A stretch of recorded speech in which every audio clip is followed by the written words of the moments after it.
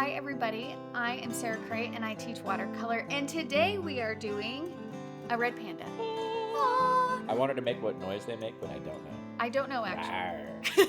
That sounds right. Yeah, they look cute. This tutorial is very special. It's for a little girl named Violet, who I hear is a huge fan of red pandas.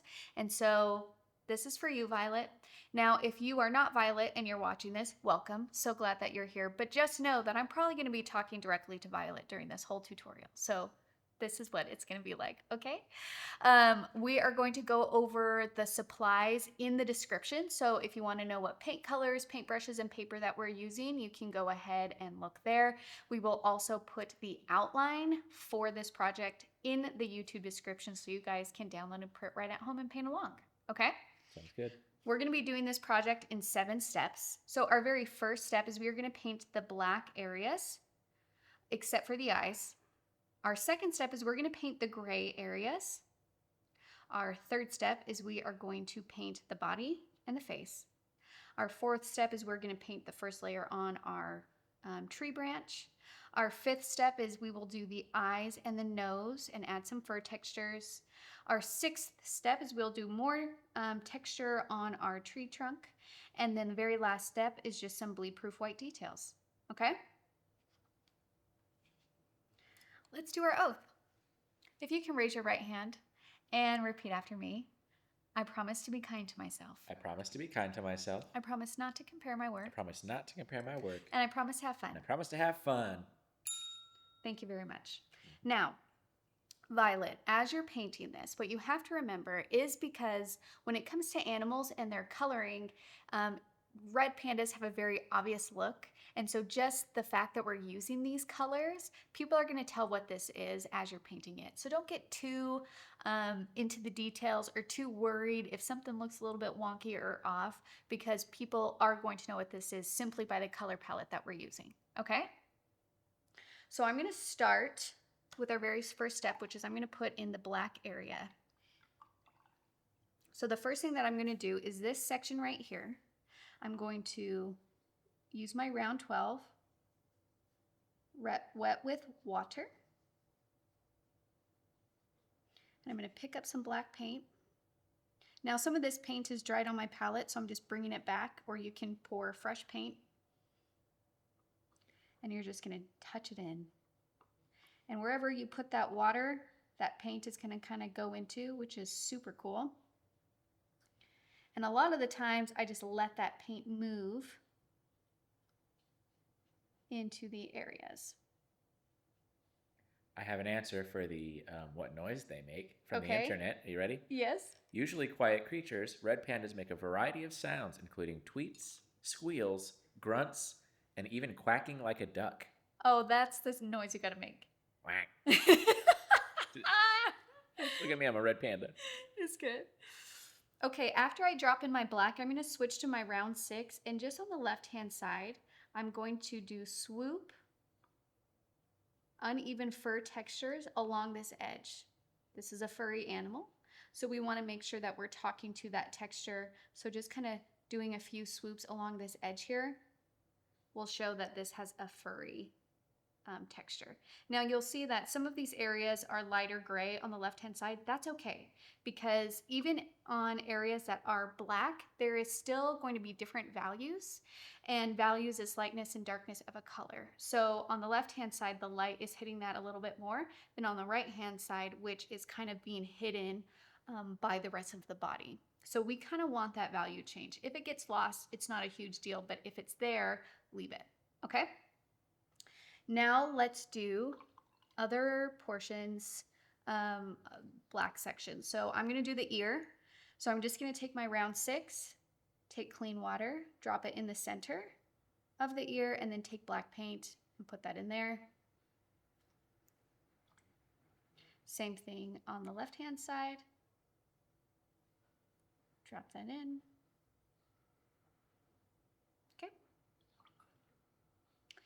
Now we are going to do, and you can switch to your round 2 for the smaller areas that we're getting into, like the nose and the mouth. So for the mouth, I'm just going to pick up some black paint, and right underneath here, We have a black section. And for the nose, I'm actually going to mix a little bit of my space blue in my black. It's just going to give my black a little bit of color depth as opposed to just gray. And using this blue-black color, I'm going to start with this middle section of the nose right here. I'm going to add this blue-black color on either side, rinse my brush, and pull that together. So then there's a value change. It's going to be a lighter value in the middle with darker edges. Also, Violet, remember, I'm going pretty fast because I've been painting for a long time, so I feel comfortable going fast. You can absolutely pause whenever you need to catch up. Okay? The best way to pause is wait till Sarah makes a funny face and then pause it. That's like in every, what I have learned teaching YouTube tutorials is I have a very expressive face because every pause, it's not like me being like, oh, this is a nice pause. It's always like, every single time. And I've just learned to make peace with that. You know, I am who I am. That's what it is. Okay. So we did the top of the nose. Now we're going to do the bottom of the nose. And I'm going to use that same blue black. I'm going to mix a little bit more black in there so it's a darker value. And I'm just going to paint the bottom here. And don't worry too much about the nostrils right now. We're just going to paint the whole thing this very dark black color. Okay? I got more red panda facts. You want them now? Yes, I do. All right. They're not related to pandas at all. Really? They're related to raccoons. Okay, that actually makes way more sense. They eat bamboo, though. And so the guy who discovered them was like, well, this has to be a panda. I don't know. That's what the internet says. Interesting. It could be hearsay. Now, Violet, I hear, is a red panda expert. So I'm sure she's going to be checking your facts and being like, this is correct. Actually, her mom showed me a super cute picture where she dressed up as a red panda for Red Panda Day at the zoo. Cute. So cute. So cute. Okay, we're going to move on to step 2 where we are going to paint the gray areas on our red panda. And you might be like, what gray areas are you talking about? Well, whenever an animal has any sections of white fur, we need to put in like a light value or a medium value, which is going to be our gray, to show that even on the white areas, there is still dimension. This is still a 3-dimensional form. Okay, we have to acknowledge that light and shadows hit them the same way, even on white fur or black fur. So I'm going to take my round 6, get my brush, wet it, hit it off the side of the cup so it's not dripping. And I'm going to grab just a tiny bit of black and pull it off to the side. And you can see here that by grabbing a tiny bit of paint and putting some water there, I have a nice light gray color. So I'm going to take this light gray color and I'm going to move it, put it in around the black portion of the ears. And the reason why this is gray is 1, dimension. 2, when you have white fur on top of black areas, sometimes that just comes across as gray, right? So that's kind of what we're putting in there. And you can touch the black portions. You might smear it a bit, but I don't get mad about smeared paint. I actually think it creates really cool textures. And then still using that same gray, I'm going to go along the edges of the ear here. Now I'm going to be honest, most likely the fur around the ear is not gray, but because we're painting on white paper, we need to acknowledge the end of the form. And so I'm just going to do that with a gentle light gray color. You can leave it just white if you want, but it's possible that that entire shape will just like disappear with the background. Does that make sense? Mm-hmm. And sometimes after I do that, I'll just kind of smear some of that color around a little bit so then it doesn't feel so chunky. And then I'm going to take this light gray. We're going to put light gray here in between the eyes. There's also light gray right above the nose and on either side of the mouth. Either side of the nose and also the mouth. And kind of underneath it too. And so this is saying, even though we know the bottom of the lip that section is white, it's still the bottom of the lip and the nose is coming out, which means the nose is going to cast a shadow on that white section, which is going to make it a slightly darker value. These animals are Asian. They live in China and the Himalayas. Uh-huh. And there, what they call them kind of roughly translates to bear cat. Yeah. Really? I wonder if they have the same qualities as a cat. I don't know. I think they're just kind of small in general. I love I love how cats are so do their own thing. They're fabulous. Totally indifferent towards you. I think that's amazing. I'm going to look up if you can have a red panda pet. Good idea. I'm sure Violet will know the answer to that. Okay, this is a good start. I am going to now move on to step 3, which we are going to do the body. So I'm going to switch back to my round 12 because you want to use larger brushes for larger spaces that you're painting. I'm going to make sure I kind of get rid of the black that was on my paintbrush. So I'm going to rinse it, some water.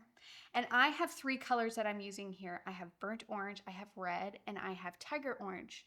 The burnt orange is like a desaturated orange, like a brown orange.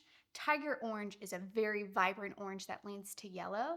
And then the red is red. So I'm going to pull from all 3 colors. We're going to start with burnt orange mixture red right here where it starts to meet the black portion. And also, look at how beautiful the black portion of my fur dried. Yeah. Like, Violet, do you see that? That is fabulous. That looks so good. They are the cutest animal. I'm just looking at pictures of them now. I cannot believe how cute they are. You can't have them as a pet. Okay. They eat tons of bamboo leaves a day. They're really hard to care for. They're endangered, etc. Not a good idea. Yeah. Okay, so I'm using dark orange here, and this is because it's kind of transitioning to the orange part, and it's kind of like going tucking in behind the body. So we need to communicate it's going tucking in. And then when I get to this top right hand part, this is where I'm going to grab maybe a little bit more tiger orange and red. It's going to be like a brighter color. And I'm just loosely putting this color in. Okay.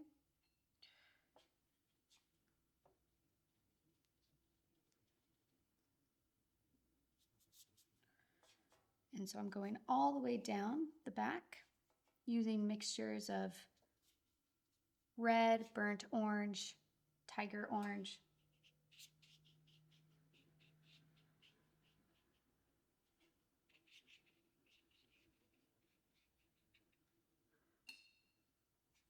And remember, watercolor does so much of the work for us, okay? So let your brush marks be a little bit loose and they don't need to be perfectly smooth because we're painting a furry area here. There's gonna be lots of like ins and outs of like fur, right? So it's okay if you see brush stroke. It's okay if you see texture and all of this kind of stuff. Remember, the colors that we're using alone is giving enough information to our viewer to be able to tell what this is. And that gives you freedom to kind of explore. Do you want to throw salt in there? Do you want to throw in, you know, cool textures? Like you can really play in this really big area. I am going to put a little darker value kind of coming up here.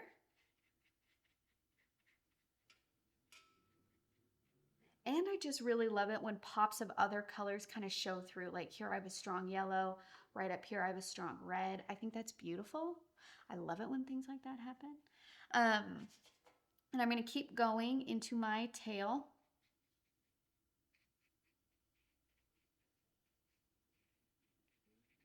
Now, I do want to be a little bit darker with my color where the body meets the tail because we're trying to show here that these are 2 different elements on the body. It's not just one smooth, right? We have the body and then a separate section, which is the tail. And so we got to communicate those 2 different forms by doing a darker value in between. The red panda was discovered in 1825. And it was described as the most beautiful animal that the guy had ever seen. They are beautiful. I looked at a lot of different pictures. They have cute tails. They have ringy tails. I know. It was so hard to figure out like the positioning of this red panda because like I really wanted to do because their faces are so cute. Yeah. So I'm like, what if I do an up close face? But then like their tails are so cute. So then I thought like one walking along a branch and like all of this stuff. But I settled on this one because I'm like, okay, this, you get a good face. You get like their gorgeous coloring on their body. Yeah. But it was hard because they're so cute. There's so many different ways that you can paint them. Okay, so my naming scheme was off because these were discovered 50 years before the giant panda was discovered. So this is the original panda. What? This is the original panda. And then the giant panda was discovered, and it also ate bamboo, and so they named it Panda. What? Yeah, this is the original one. Okay, that's amazing. Okay, so after I put in my orange here, I'm taking the tip of my round 12 and just kind of hinting at some of the fur textures. Now, because my paint is wet, these fur textures are just diffusing out, but that's okay. I will go back and tighten them up at the end. This is just giving like information to our viewer that, again, this is a furry, uneven kind of texture. So I'm kind of like throwing in a bunch of texture in there to show that. Okay, that looks pretty darn good. Now let's paint our face. I'm gonna start in between the eyes here. And I'm still using my 12, but you can use whatever you need. And if you get a little bit lost, there's a lot of like white, orange spaces in here. It's kind of easy to get lost. You can look at the reference painting to help you. And now I'm going to take water and just kind of spread that color that I just laid down all the way to the top, because when looking at them, I guess it depends on the red panda, but the orange on their faces, especially on their forehead and top of the head, was a lighter orange or lighter red than their body.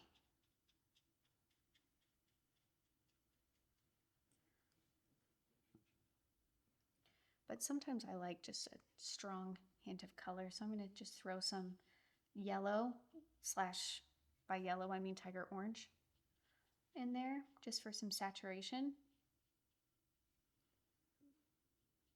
I'm getting older and not able to keep track, but our kids just watched a movie where she turns into a red panda, right? Yeah. Okay. Yeah. Was that a Disney movie? Yes. Okay.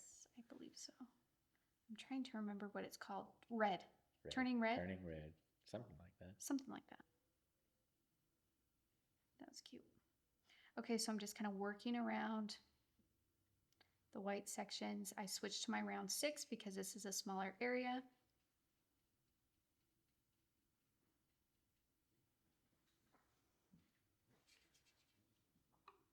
And then as the orange or red fur kind of goes out on the sides of the face, it actually gets a little bit darker. So you can pick up a bit more color. You can throw some like red or, you know, brown kind of in your orange mixture.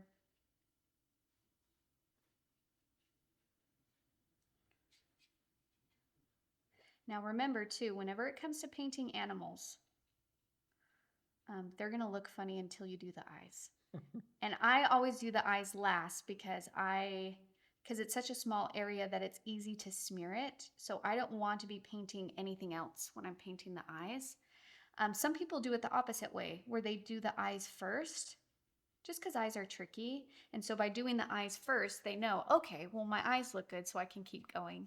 Because it's kind of heartbreaking to like do a whole painting and then you get to the eyes and they turn wonky and you're like, no. So that's up to you. Like, that's personal preference. But don't give up on your painting at this stage, because of course it looks funny. Like, it's not done.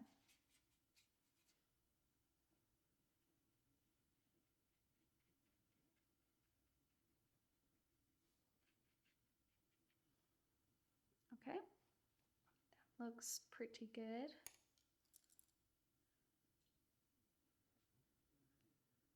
I'm just going to take a light orange right underneath the eye.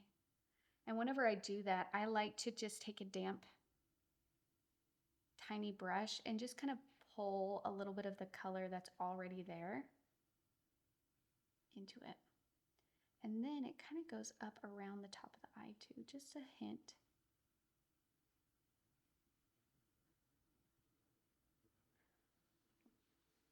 Okay. That is looking real good. Let's take a break from our red panda and move on to the tree trunk. So I'm just going to take my round 12. I'm actually going to grab my space blue, mix that in with my black, and grab some tiger orange, which is going to turn it green. And then I'm going to grab red to neutralize the green. And the reason why I'm mixing all of these different colors in is because I want the tree trunk to be an obvious different color than like the dark orange areas here. Because dark orange is brown. In our mind, they're two different colors. But like and they are, but the reality is that brown is just a dark value of orange. And so because I have browns in my painting, I want the tree trunk to feel like a different brown. So it doesn't feel part of the red panda, it's a separate element. So after I mix that, I'm gonna put that in loosely. And again, just using my round 12 to go up to that panda. And then I'm gonna do one more swoop of the brown and go along the top and then also where it's meeting the panda body. Because we're showing that the panda is on top of the trunk here, so there needs to be a little bit of a shadow. And don't forget the left-hand side here, just the hint to show that that branch kind of continues on. And of course, like if you're feeling edgy and you're like, I wonder what it's like if I throw in just like a swoop of more space blue or maybe a swoop of more just kind of green. Like tree trunks actually have many different colors and it just adds to them to have layers of texture and color. So don't be afraid to try something new. Okay, Violet? All right. We'll come back and add texture to that, but that's all I really need to do at this stage. Now we're gonna move on to step 5, which is the details, the eyes, adjusting the nose, kind of making sure our grays and our values are good where they need to be. So for the eyes, I'm gonna switch to my round 2 because this is a very tiny area. The color of the eye itself is brown, but like a very orangey brown. So I'm gonna pull some brown that I already have on my palette and I'm gonna throw tiger orange in there, maybe a little bit of this red brown. There we go. So I want it to be very warm. And I'm going to paint the, what is it called? Iris. Oh, iris. Oh, like eyeball. No, wait, iris, right? That's a colorful part. Yes. You can paint, so there's going to be 2 to 3 little dots that you're seeing in the outline. The top dots are the glares, so you're going to want to paint around those. If you don't paint around those, it's not the end of the world because we have bleed-proof white, so we can put them in after. But sometimes it's nice just from the beginning to avoid it. And you can paint over the pupil because that's black, so we can just layer the black right on top. And then I'm going to take an even darker brown from what I used and drop that in kind of on the top part and the back part and the bottom part. So then I have like just the very center of that colored area is a brighter brown, like a more vibrant, and then the edges are dark. And can they see the eye on the close-up cam? Yeah. Okay. Okay, good. And we'll do the same thing on the other side. And I always should start left first, but I never do. So I'm just kind of taking my brush, avoiding the glares along the top. Now this is a very tiny area to paint. It's kind of hard to control that brush. So if you accidentally cover up those glares again, I don't want you to worry about it because we can put them in later with bleed-proof white. And then take that dark brown along the top and the edges, and that's going to give us some dimension to our raccoon. Oh, our red panda. Hear me? I'm so embarrassed. Okay. We're going to let that dry for a second. I'm not going to do the black portions yet because we want to make sure that brown is totally dry before we do. So I'm going to move on to another area. For the nose, if you want to go in with fresh black paint, because now the front of our nose has dried. So I can just take black and put the nostrils in right on top. And they should show up. Okay. Now remember, because we don't have pupils, because we haven't done the like eyelids yet around the eyes, it still is looking funny. So don't stress. What I am going to do too is I'm going to look at kind of where the white fur meets the orange fur. And there's going to be some sections where it's like a light orange, right? Because the orange fur is overlapping into the white along these edges, which means that's going to create a light orange color. And that's going to be true also around the eyes.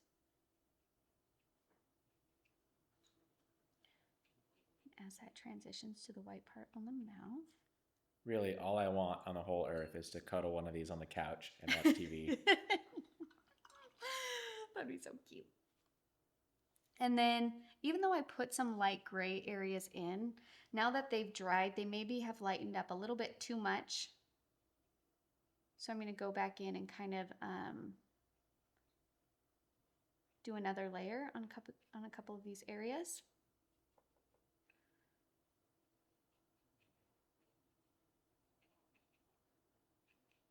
Now, for the outline, I did not put whiskers on the outline, and that's because whiskers are super, super tricky. So I'm going to add them into my painting, but and I'll just show you where to do that. But I didn't want you guys tracing like big, thick whiskers just in case you decided to not put them in, okay?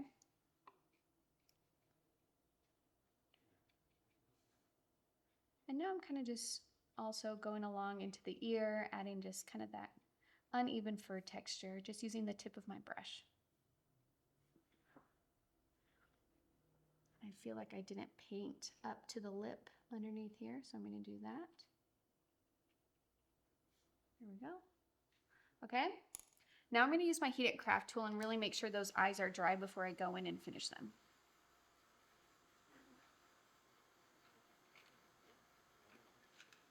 Now you'll notice that I decided to leave the background white. That was more for ease. If you feel comfortable adding backgrounds in your painting, you can do I think a bokeh green background would actually be really beautiful. Even like a loose green wash. Maybe you just even want to add branches of leaves coming in. Like, you can totally adjust this background. I just wanted to give you the information for the red panda, and then everything else, it's kind of your decision because you're the artist. They eat bamboo. It'd be really cool to have some like soft bokeh-y bamboo leaves in the background. Oh, yeah, that would be really cool. Okay, so I'm taking my round 2. I'm picking up black. And I'm going to go along the bottom of the eye and do another line for the eyelid, leaving a little thin line in between the two sections, because the eyelid itself, we want to show it's there and it has a little bit of a glare on it. So that's why we're keeping a little lighter value. And then we're going to do the top of the eyelid. So just kind of we're essentially putting eyeliner on our red panda. And then I'm going to go in and add the pupil, just a small black dot right there, okay? And then same thing on the other side. And I did the left eye first, and I'm really proud of myself for doing that.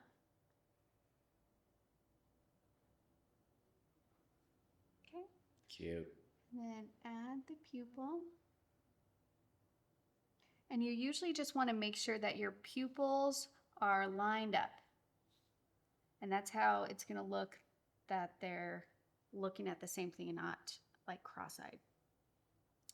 The other thing when it comes to glares is I noticed that they're kind of big, and I do that on purpose because then that leaves you room to make them smaller, like if you accidentally paint over them. But sometimes if you do a really good job of leaving the glares, then the glares can be too big. And if they're too big, it actually confuses the viewer's eye of what that eye actually looks like.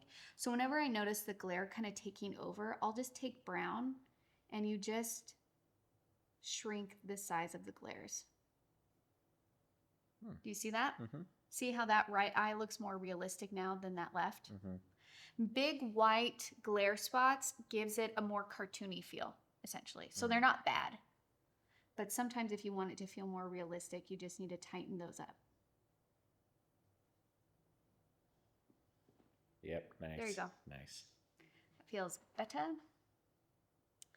And then when I kind of added some shadow onto my nose, I kind of like smeared my nose shape a little bit. So I'm going to go back and kind of reshape that. Cute. Now what we're going to do is we are going to add some textures onto our red panda on the fur. So I'm going to take my round 6 and I'm going to do a dry brush texture on the head. So basically I'm going to pick up paint. You just want it to be a slightly darker value than what's already there. I dab my paintbrush on my paper towel, which is going to pick up all the extra moisture so that my brush is fairly dry. And then I'm going to do short, smeary strokes. And that is what is going to create a fur texture. Isn't that great? It's very great. Listen, dry brush texture is the way to go. I love it so much. It just does so much work for you. Yeah. You know what I mean? Like that took like 10 seconds. Like imagine trying to paint each one of those little Yes. like marks. And you know, some photorealistic painters do, which is fabulous. That's not my preferred way to paint. I like to be a little bit more loose with it. But that's when you guys get to decide, or, you know, Violet, as you continue your journey as an artist, you can decide, what style do I like? Do I like being super detailed? Do I like being loose? And there's no right or wrong answer. It's all just whatever you want to do, which is fabulous. Okay. Now what we're going to do is kind of the same thing on the body. So you can do some dry brush here. Again, you just want to make sure it's a little bit darker value so it shows up. You can also do what I call fur strokes, which is like 1, 2, 3, 1, 2, 3, 1, 2, 3, 1, 2, 1, 2, 3. They're just short, kind of curved lines. And this is as if the fur is kind of gathering. You know how sometimes fur gathers kind of in chunks. That's what we're painting here. That's how I know when my dog needs a bath. Too chunky. Too chunky hair.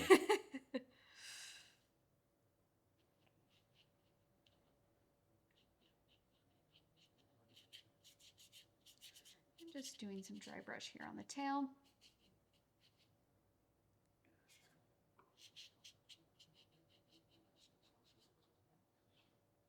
Okay. That feels pretty good. What I'm noticing too is I'm going to rinse my round 6. I feel like there needs to be a little bit more of a shadow on this part of my... And it's okay if you get a little bit of like yellow in your shadows. That would be true. This is orange fur right next to white fur. You're going to have some yellow spots. Also, your panda, your red panda, the whiskers do add a lot as well. I mean, like they're tricky. So if you don't feel comfortable putting that in, that's okay. But sometimes having those whiskers in there is really nice. I'm going to continue my orange around my eyes because I don't think I put that in originally. You might have been paying better attention than myself and already put those in. And it's really thin. It's not a ton of orange. Yeah, there we go. Look at that little face. So cute. So cute. Okay, let's do some dry brush texture on my trunk. So just pick up browns or grays or kind of blues or greens, you know, whatever. With your round 12, hit it on your paper towel and then just smear that.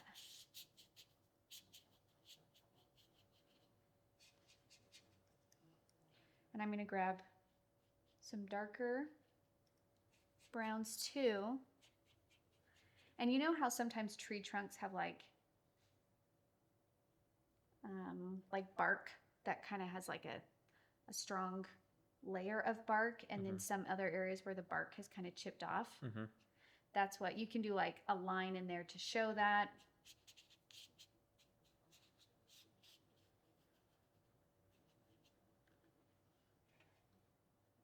And don't forget the back part. The back part is so minimal that it's, you know, honestly, you just have to like do a swoop of paint there and you're good.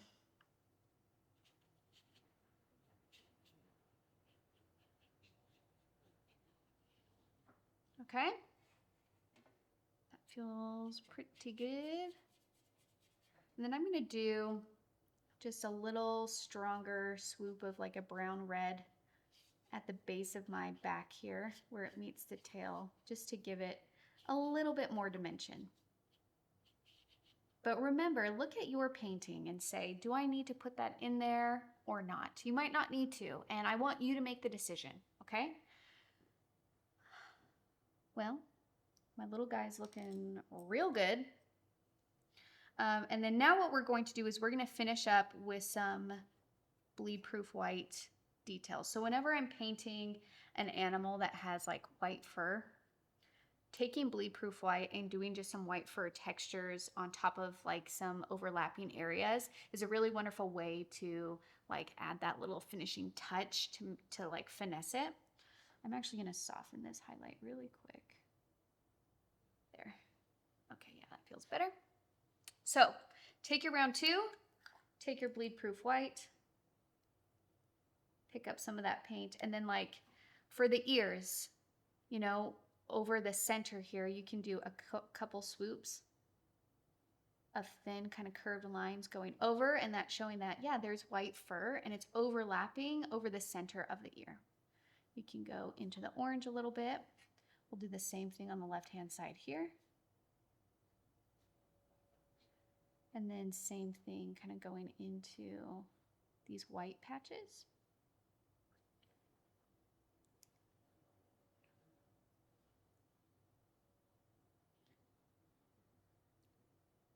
Our dog Birdie actually has white whiskers.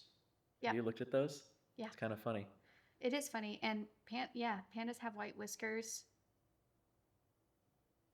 Reminds me of like an old man when I look at my dog. And the nice thing about bleed-proof white too is like you can reshape some areas too. Like let's say the white fur got like lost, maybe a little bit wonky. You can go in and kind of reshape some of these areas.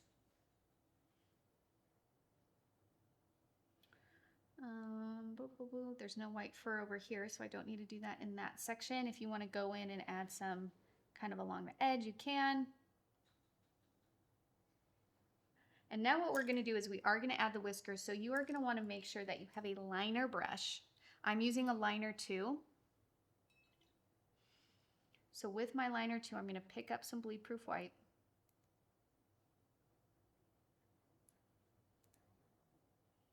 And then you kind of like, I want it to be a thin line, so I'm taking the excess and wiping it either on my paper towel or my palette.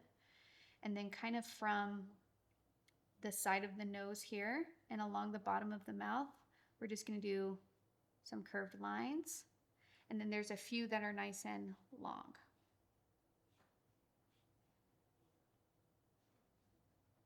Okay. Perfect. And then the same thing on the left-hand side, but I just want to say we're going into a black portion. So the whiskers show up a lot on the right-hand side. They show up only a tiny bit on the left-hand side because it's going onto white paper.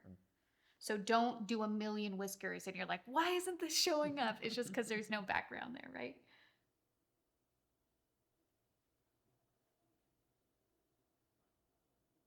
And then I kind of have a few coming out of little like chin hairs, essentially.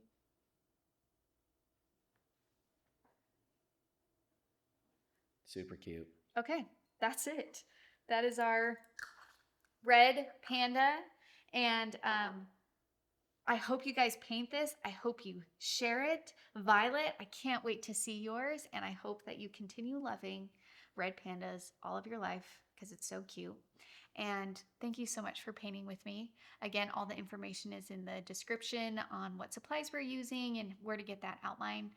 So paint along with us. If you're on Facebook, you can join our Facebook community. That's called Let's Make Art Watercolor. It is a private group where you have to kind of agree to group rules before we let you in, but that's just like easier for us to moderate, you know? Yeah. And it makes it so there's no like bots in there or whatever. So, but everyone is welcome. So please join, share your work.